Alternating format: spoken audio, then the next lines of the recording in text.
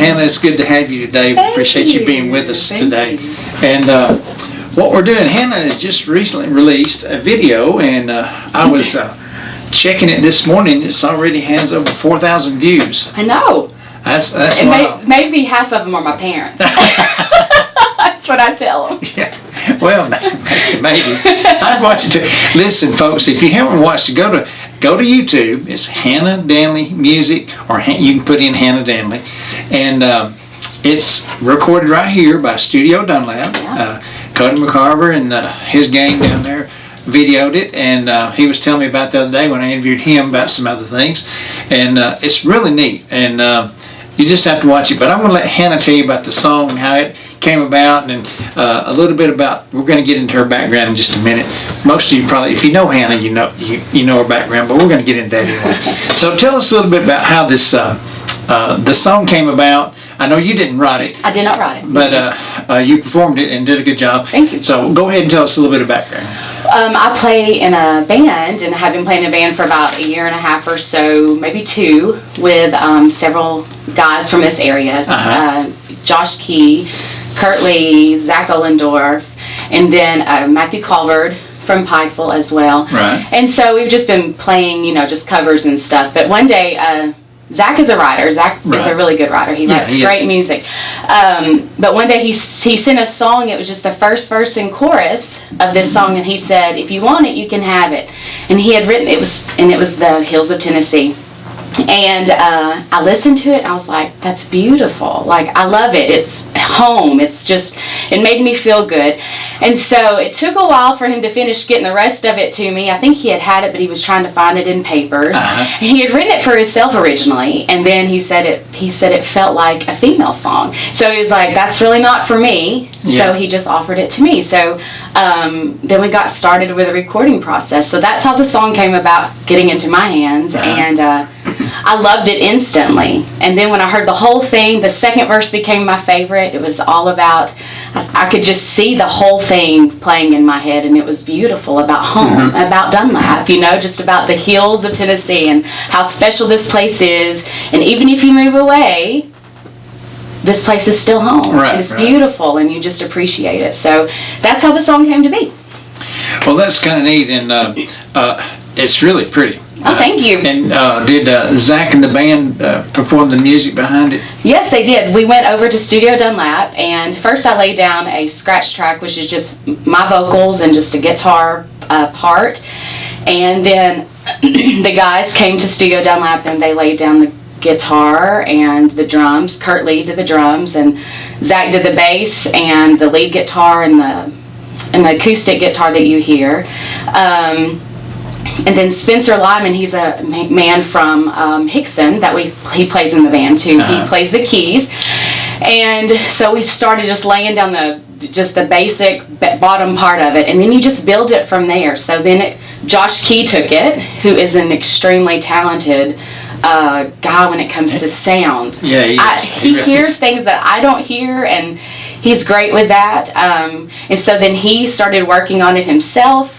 And then it gets to this point, you build and you build and you build and you keep adding. And then we took it back to Studio Dunlap, and Cody worked with me on my vocals, getting it, helping me with things that, kind of picking you apart and helping you see. So like, you need to enunciate and say the end of this word when you might be a little bit of a lazy singer and just, you don't realize you don't finish your words properly.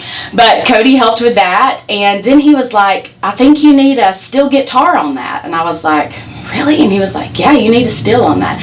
So then we got a guy who that band has performed several times with at the Grand Ole Opry. His name is Jeremy Drawball, but I think he's from Alabama. I believe that's right. And we just sent the song to him. He laid down the track of the steel guitar. He sent it back.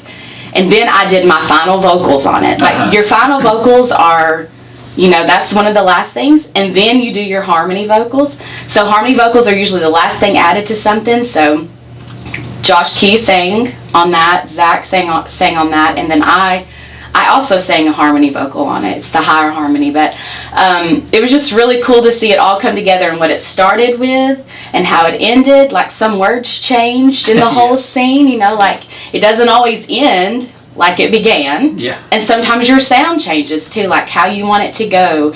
And there was a part in it, like during the break, where it's supposed to be like, when we originally did it, it was just supposed to be a cappella, just me singing this part.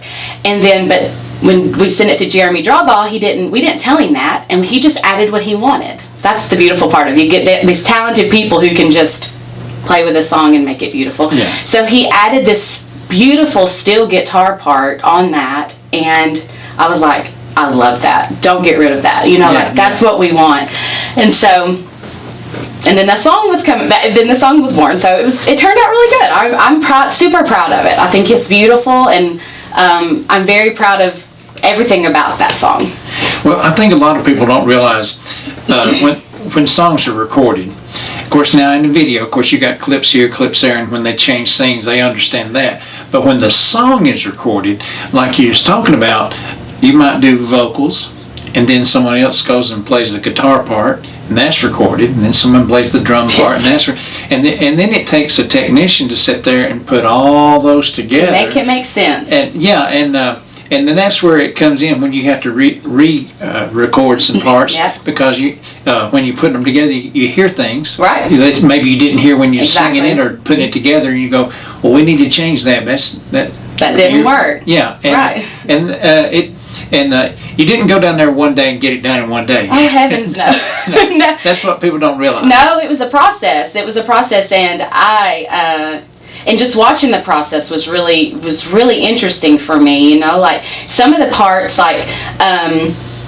would be done at home. Like the initial recording day, Spencer came and laid down a piano track. Of course, they knew what it sounded like, so they knew what they were doing, but he laid down a piano track and an organ part. But when he listened to it, he said, I don't like that. I don't like what I did.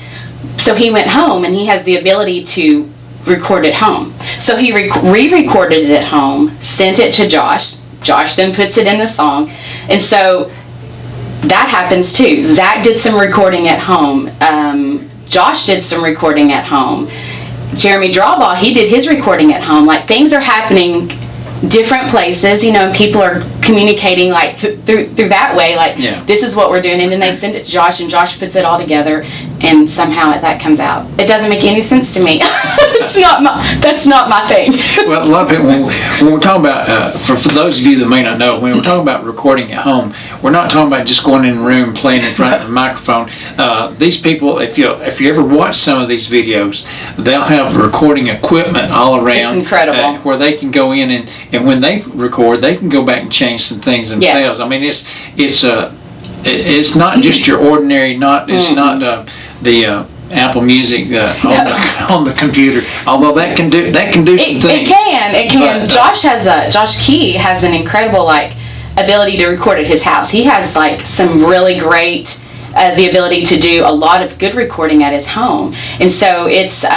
Actually, it's very unusual to be surrounded by people that, all have that ability to do that. And then we have Studio Dunlap that, you can go in and do, great stuff. It's just I think we're really blessed here to have that number one talent, like these guys that are able to do that are able to do it, that are able to do it at home. And then we have the studio also that offers all kinds of stuff that we're able to take advantage of. So it's been great.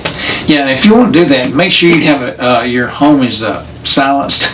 You have a room where you don't get all the extra noise. I know. If we record at Josh's, he's usually his little kids. He has 2 little kids. His wife Megan usually takes them somewhere else so we can get something accomplished. But otherwise, you pick up other stuff going on in the home. Yeah, it's not completely silent there. Well, let me ask you this: would you have ever thought that this would at this point, because it's only a month? I think. Yeah, May. What is it June? It's June. I don't know what it is. Yes, it's been a month. Yeah. It's been a month. So would you have ever thought that you would have received the 4,000 views? No, and the song and the video and the things online, no, I did not. No, I didn't. I don't think I set my bar super low for what I think I can accomplish, but Right. I don't want to overshoot whatever I could do. You know, you want to be realistic. Well, So yeah, I've been pleasantly surprised. People love it, and I'm thankful. well, it's a pretty song. You need to hear it. It's Tennessee Hills. Is that? The Hills of Tennessee. The Hills of Tennessee. There we go. I reversed it. It's a beautiful song. You need to get out and listen to it if you haven't. Go to YouTube and find it there. And but I've talked to a lot of people, country music stars or up and coming stars, Right. And they're surprised.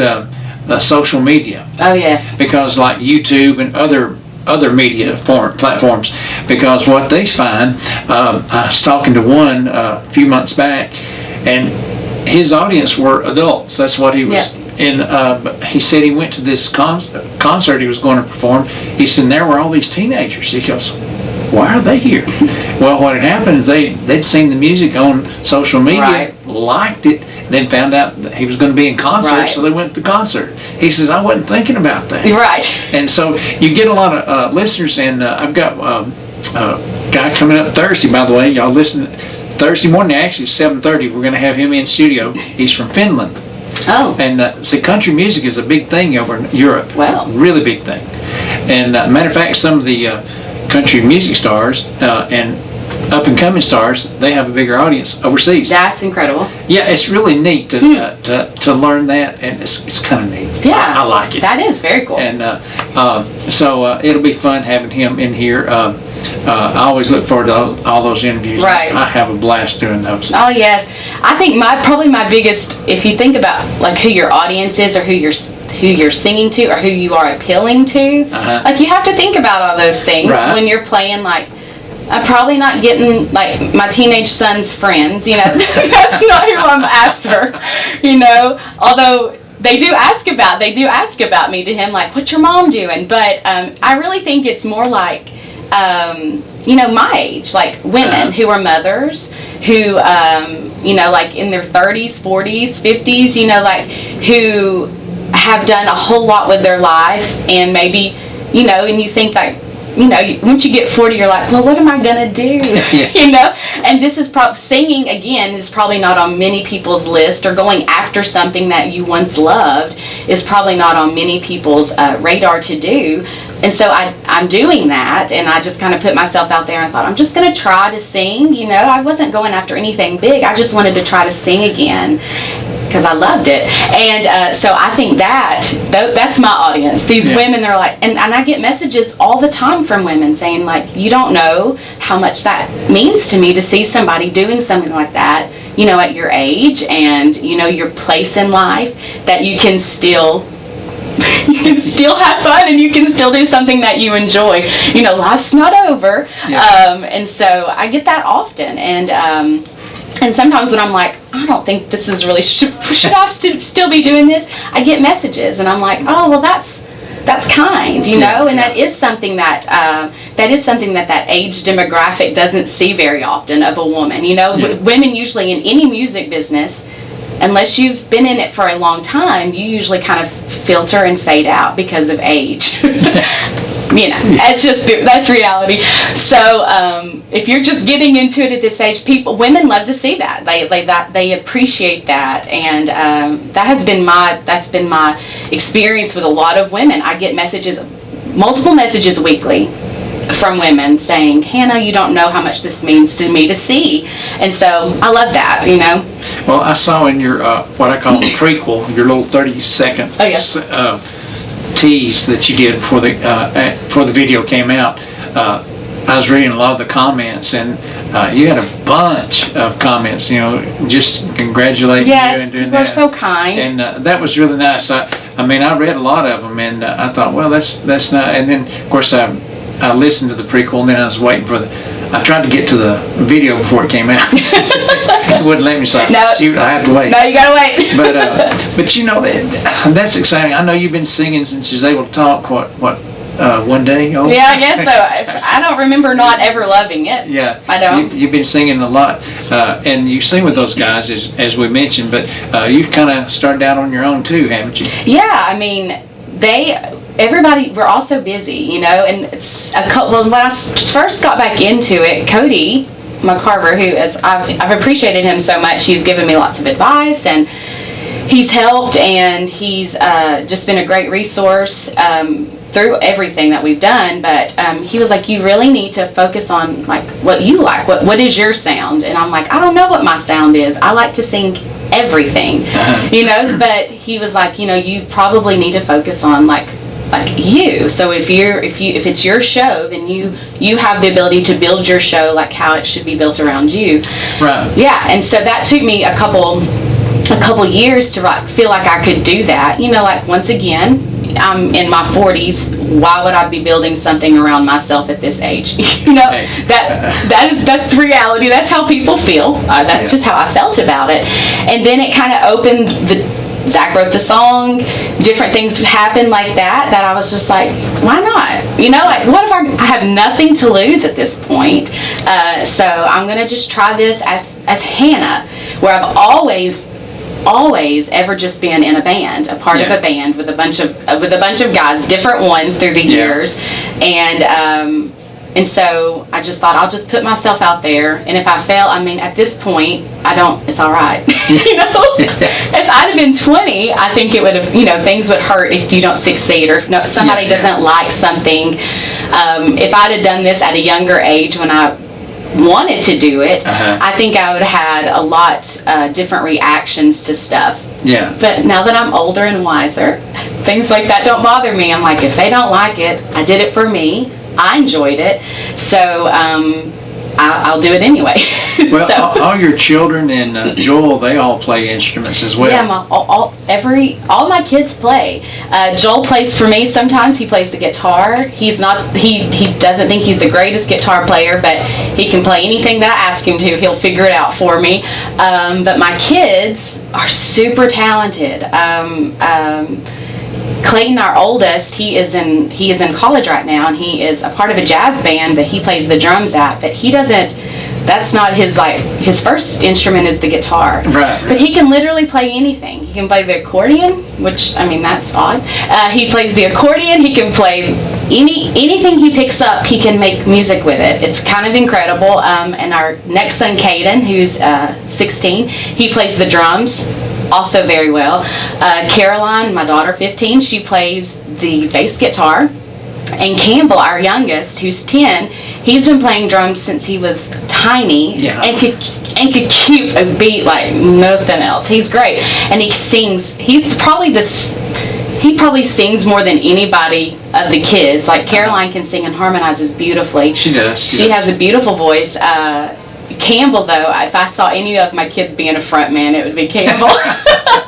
He can sing, and he likes that, so they're all super talented, and I love listening to them. Like, our house, when Clayton's home from school, it's usually super loud with rock and roll banging from the basement, and it doesn't bother me at all. I love it. So I appreciate that they love music. They love music, all types of music, and so that's one of my favorite things, to watch my kids do something like that, and we have that in common. Yeah.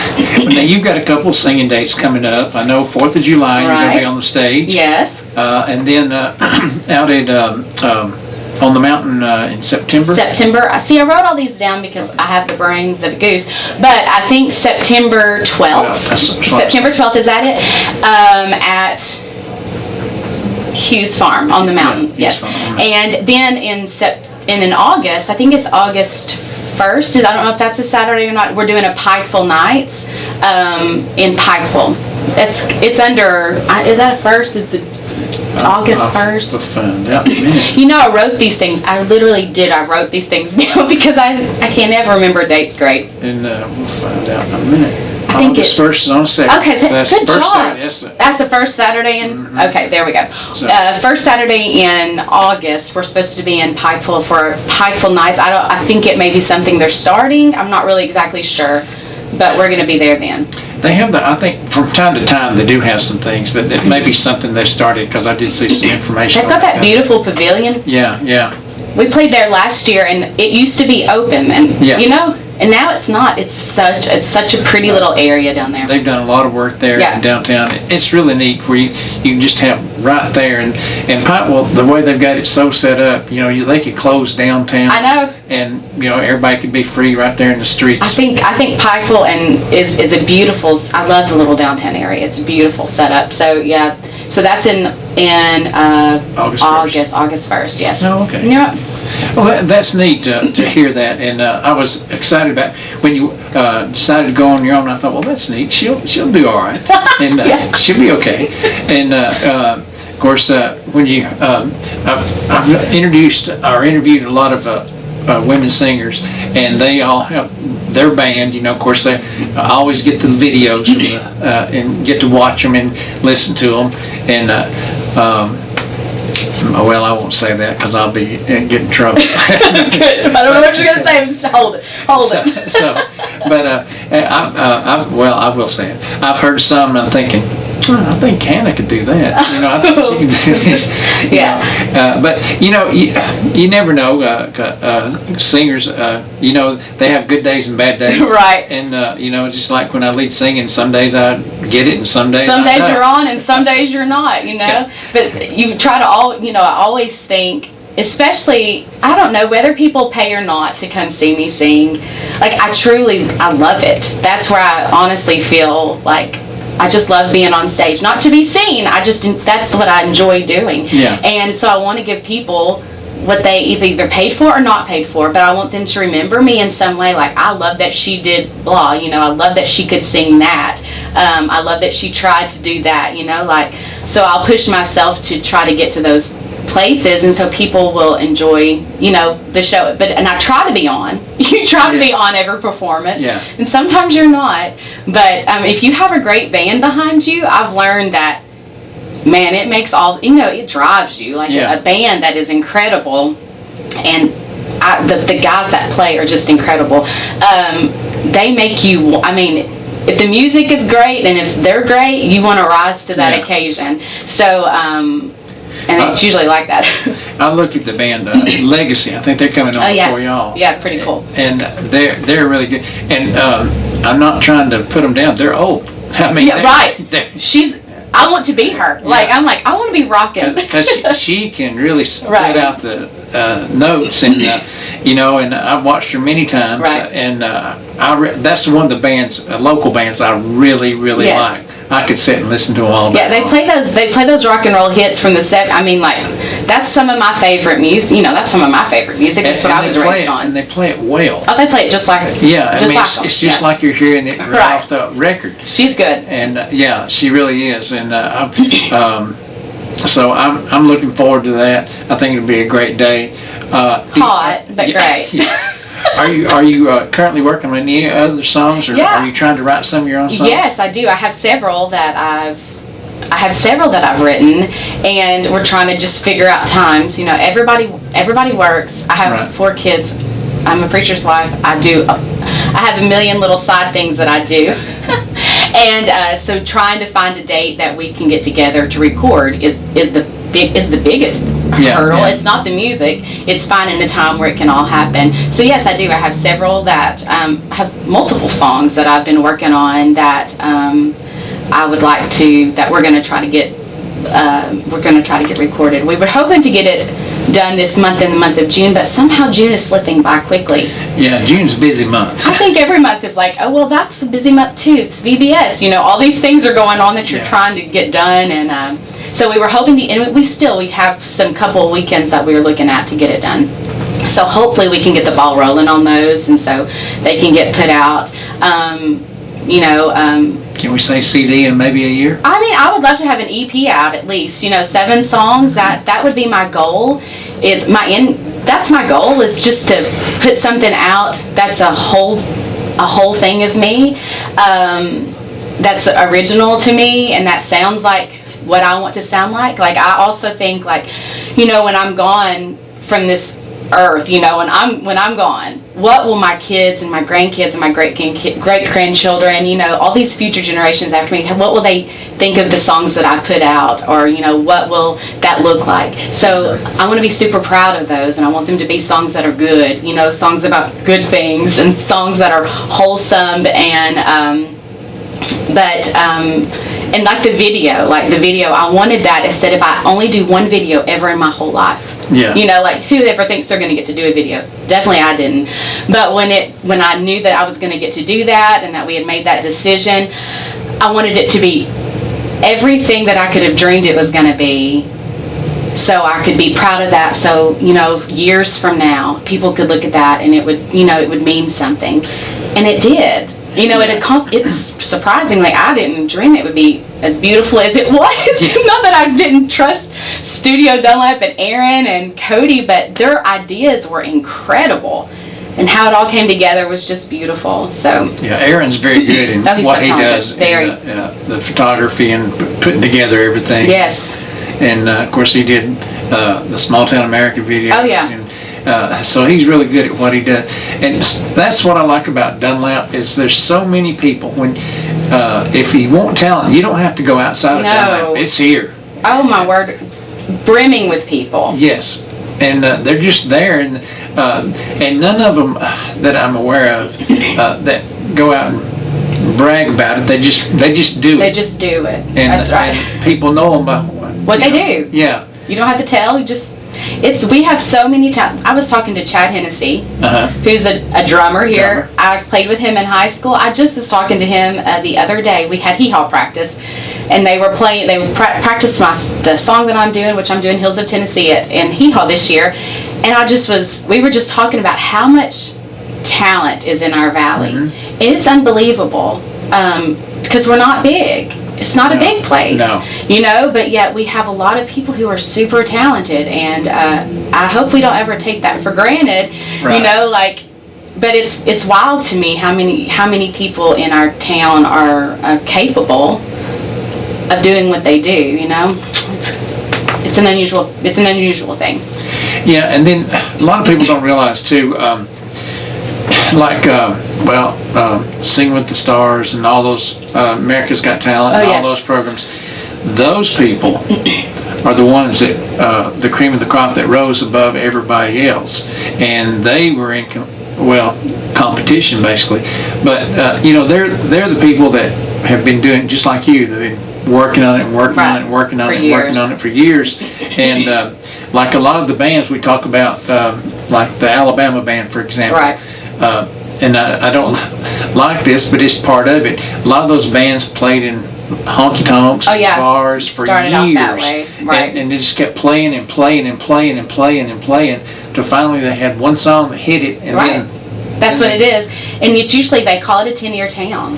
Yeah. I mean, Nashville in that area, it's you know, it usually takes about 10 years. Like Emily Ann Roberts, that I think she's the cutest sweetest girl thing ever, and I got to open for her last year at Valley Fest, and she was just genuinely one of the sweetest things ever. And at that time, she had already signed a record deal, but she had not let that be known. We didn't know that yet. That came out a little bit later on her social medias. But it was 10 years that she lived in Nashville before that happened to her, and I don't have 10 years. I mean, I'm not going to die, but I'm not going to be 53 probably still doing that. You know, so you think of it a little bit different at this age. So what do I want to be doing at this age with music? I just want to be playing shows, you know, local shows, festivals. We got to play the Cornbread Festival this year, which I love. I played it in high school with just country band, so I hadn't been back singing at the Cornbread Festival since then, but you know, that's what I want to be doing. I want to be doing festivals that are local, festivals that are not, you know, just as, you know, do things like that, and then putting out my own music and just enjoying that part of it, you know, not necessarily pushing to be the next big star.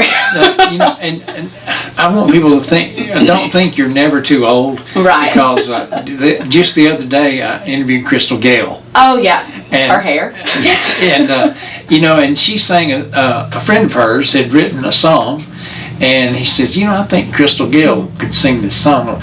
So he sent it to her, and she goes, yeah, I like this song. And then they put it together, you know, and so, but interviewing her was that's cool. The pinnacle of my career. I mean, I remember her from when I was a little girl. Yeah, you know? That long black hair. Long hair, very iconic. And so it was pretty neat. And she sent her What? Yeah. How old is she? I don't know. She's older than I am. Well, she's in her 70s. I would think she'd be in 70s or early 80s one. And maybe early 80s. But she's been around forever because I remember when I was growing up, listening to her.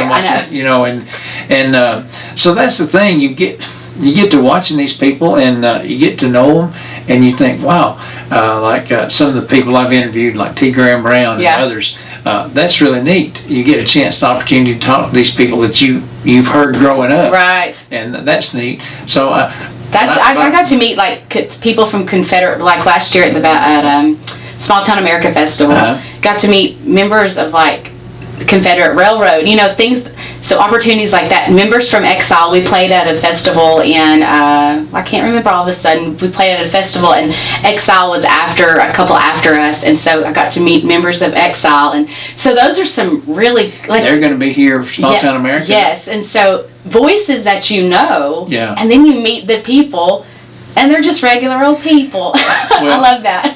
Yeah, that's what I found out. Most of them are just good old boys and girls that just like to sing. Yeah, and they made it big. And and you never know, those connections right. Might get you somewhere. They may say, well, hey, I remember meeting this girl, or I remember meeting this guy. Yeah. And you just never know. You never know. You never know. I'm up for anything, but you never know. Well, Hannah, it's almost time for us to get on with this, but you have anything else you want to tell us? Anything coming up that you want to talk about? No, I don't know. I'm just real grateful. I'm thankful to everybody who's been so kind about it. I'm thankful for the guys that are around me that have helped me, and Cody, and just the guys in the band, and especially my family, my husband and my kids and my parents, who are just they're super supportive, and they want me to do this. It's a great time in my life to do this. It's I'm not as busy raising 4 kids. I still homeschool them, and we're still busy, but it's just easier for me to leave at night to go to a practice now that my kids are older. I fix them supper, and then I go to practice, and then I come back and clean it all up, But it's just it's a good time in my life, and my family realizes that, and they're proud, and they're happy, and that means the world to me. Well, that's something you probably couldn't have done 5 years ago. Oh, no. Because your children are all still home. Yes. And now they're older. They're older, and it's a timing thing. It was a timing thing for me. Like I was being home with my babies, and raising them was super important. And that's what I wanted to do. That's where I needed to be, and that's what I loved. And so it didn't work at that point. But it works now, and I'm going to take advantage of it. Well, good. Well, thank you for being with us today, you. And I hope everybody's listening to this. It will be on BTC Fiber's YouTube page once I've got one more interview this week to do, and then we're going to send it up there and let them put it on their page. So you'll be able to see this interview on BTC Fiber's YouTube page, so it'll be really neat. I have a website, hannahdanleymusic.com. All right. There's a hannahdanleymusic.com website, and I just remember all these things. These are things you're supposed to say, and that I should be better at. And then I have a Facebook page, Hannah Danley Music, and then on YouTube also you can find me. That's all. Those are things I should be saying. I forget. Yeah, you should. Those are things you should probably lead with, but So HannahDanleymusic.com. HannahDanleymusic.com. My husband worked really hard on that website. Not me. I'm not great at that. And Facebook and YouTube. So we're looking forward to it, and I wish you well. Thank you, Glenn. It's going to be a good time, and I can proudly say you're my niece. I can say that. I'm not. I won't embarrass you. I won't embarrass you. Well, if you do, I'll just turn and walk away. That's right. I don't know who she is. That's right. My kids do that often, so it's all right. Well, thank you for being with us today. We appreciate you very, very much. Thank you for having me. I appreciate that. Thank you. Hey everybody, this is Glenn Edison from Valley Views. We appreciate you watching our shows, and we would like for you to like, share, and follow us on Facebook, as well as like and subscribe to our YouTube page.